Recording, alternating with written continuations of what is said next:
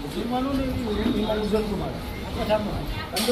मैंने रात में सुख में यही बताया था कि पैगंबर साहब 11 हिजरी को दुनिया से गए और पैगंबर साहब ने जो मेहनत की थी अच्छाइयों की तरफ लाने और बुराइयों से निकालने के लिए, पैगंबर साहब के दुनिया से जाने के बाद ये मुसलमान धीरे धीरे पैगंबर साहब के रास्ते से हटता चला गया और 50 सालों के अंदर अंदर इतना दूर हो गया कि यजीद जैसा वो आगे है पैगंबर के नाम पे, प्रॉफिट मोहम्मद के नाम पे सत्ता में बैठ गया, उनके प्रतिनिधि के तौर पर, उनके जानशीन के तौर पर कि मैं उसी सिलसिले से हूँ और मैं सत्ता जो है वो काबिज हो गया।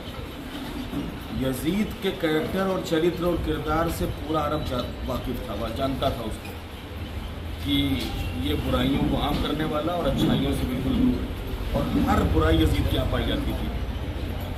इमाम हुसैन जब ये तख्त में बैठा तो इसने इमाम हुसैन से बैत का मुतालबा किया। इमाम हुसैन जानते थे कि इसका तख्त पर बैठने का मतलब ये है कि ये पूरे समाज का नाश और ये जुल्म के अलावा और बर्बरता के अलावा और अत्याचार के अलावा और लोगों की इज्जत के साथ खेलने के अलावा कुछ नहीं करेगा।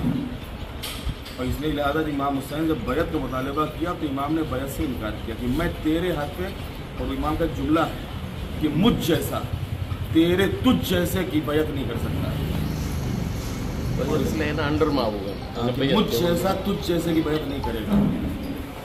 और उस ज़माने में उसने डराया भी, धमकाया भी, और इमाम तमाम हालात के लिए वाकिफ़ और आकर खबरदार थे कि हम तमाम हालात बर्दाश्त करने के लिए, सहन करने के लिए तैयार है, लेकिन तेरे हाथ में हाथ नहीं रखेंगे। इसलिए कि तेरे हाथ में हाथ रखने का मतलब अत्याचार को बढ़ावा देना।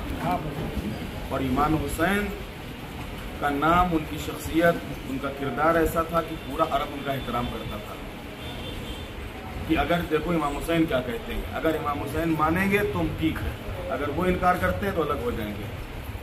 इमाम हुसैन ने इनकार किया, इसने कत्ल की धमकी दी कि अगर बैत नहीं करोगे तो हम तुम्हारा सर जुदा कर देंगे।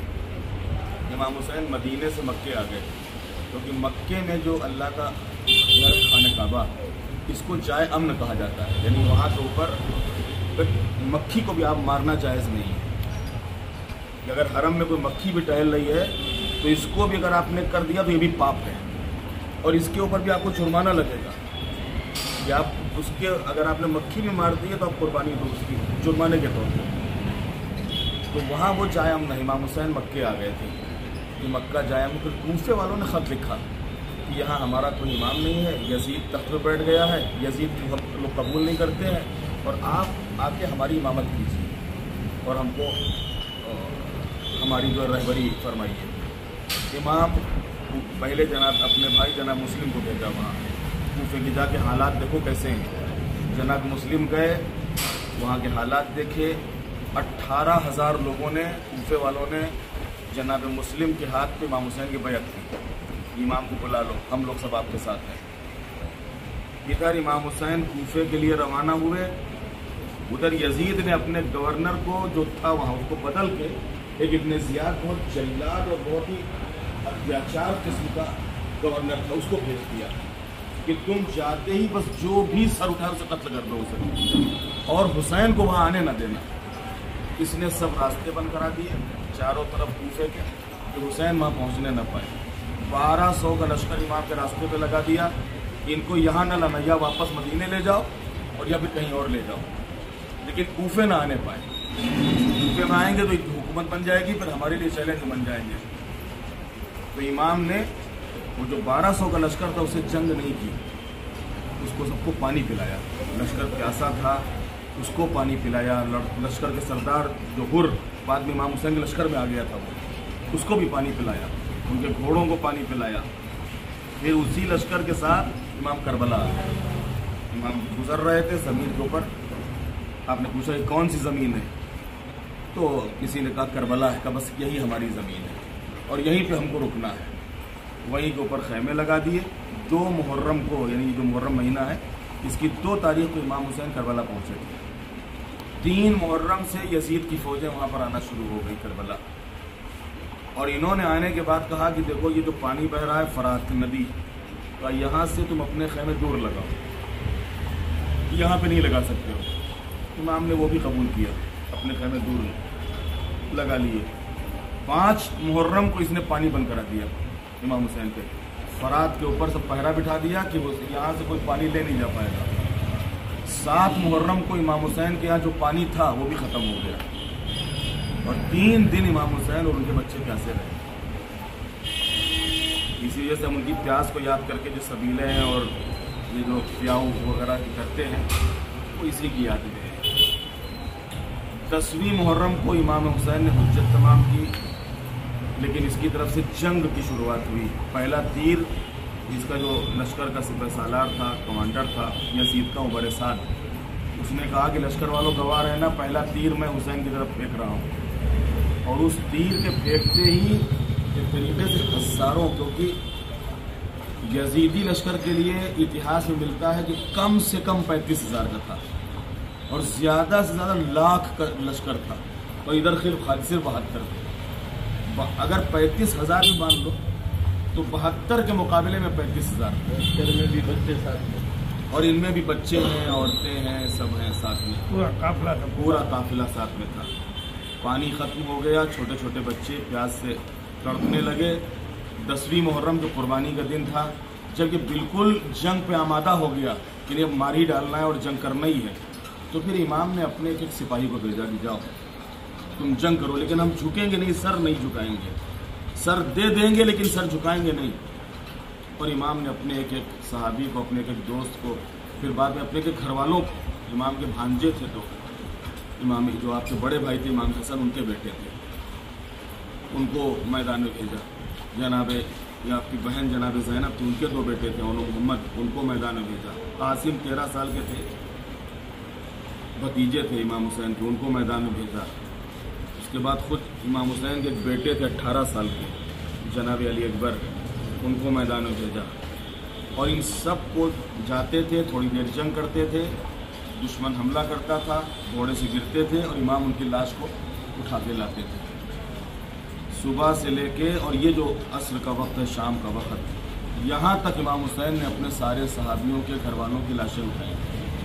آخر میں جب کوئی نہیں رہا تو امام اپنے 6 مہینے کے بچے کو لے کے میدان میں پہنچ گئے کہ مولو کہ اگر تم یہ سوچتے ہو کہ میں پانی پی لوں گا تو اس کو تو پانی پلا دو، اس کے بہانے سے اگر میں پانی پی لوں گا تو لاؤ، میں زمین پہ لٹائے دیتا ہوں، تم اپنے ہاتھوں سے 2 قطرے پانی کے ڈال دو. پھر بھی کوئی اثر نہیں ہوا. تو امام نے بچے کو ہاتھوں پر جیسے ہی اٹھایا تو یزید کا جو لشکر کمانڈر تھا عمر سعد، اس نے کہا ہرملا تیر سے اس بچے کا کام تمام کر دو. اور جو 3 شعبے کا تیر ترشول کے طریقے سے ہوتا ہے، بہت بڑا تیر ہوتا ہے، اور اس 3 شعبے کے تیر کو اس نے امام کی طرف پھینکا. تیر اتنا بھاری تھا کہ جو بچہ تھا 6 مہینے کا، اس کا گلا چھدا اور وہ امام کے بازو کے اوپر آ کے لگتا. امام نے تیر کو نکالا، بچے کا دم نکل گیا تھا. بچے کو لا کے ماں کے حوالے کیا. ماں نے دیکھا کہ ہم تو سوچ بھی نہیں سکتے تھے کہ اس بچے کو بھی یہ لوگ کس طریقے سے تیر کا نشانہ بنائیں گے. اس کے بعد امام خود رخصت ہو کے میدان میں آئے، اور آپ نے بھی دشمنوں سے اور ان ظالموں سے جنگ لڑی. یہی وقت وہ تھا کہ جس وقت امام گھوڑے سے زمین کے اوپر آئے اور یہ لشکر امام پہ ٹوٹ گیا. اور امام کو شہید کرنے کے بعد، ان کے سر اور تن میں جدائی کرنے کے بعد، ان کی لاش کو گھوڑے دوڑائے. تو مطلب جب فوجیں بھاگ رہی تھی تو ہمارے ساتھ چلایا کہ تم لوگ جاؤ نہیں، ابھی ایک بہت بڑا کام باقی ہے. آپ کو حسین قتل ہو گئے، اب کیا ہے؟ یعنی ان کی لاش کو پامال کرنا. بیچ میں لاش کو رکھ کے گھوڑے دوڑائے اس کے اوپر. پھر اب جب بھاگنے لگے کہا کہ نہیں ابھی ایک کام اور باقی ہے. کہا ابھی اب خیموں کو جلا دو اور بیویوں کے سروں سے چادریں اتار لو. یہ جو خیمے لگے اسی کی یاد ہے. آئیے دکھاتے ہیں آپ.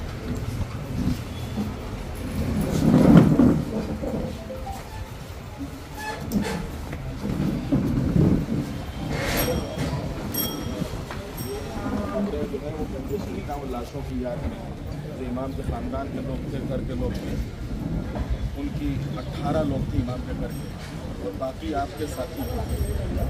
तो करबला में जो इमाम ला के लाशें रखते थे तो ये उसका मंजर पेश किया गया है गंजे शहीदा का। ये फुरात है, उधर जो नहर बह रही थी यहाँ के ऊपर जनाब अब्बास इमाम के भाई थे पानी लेने के लिए आए थे बच्चों के लिए, तो यही उनके दोनों शान कलम हो गए और आखिर में उनकी भी जान यहीं के ऊपर चली गई।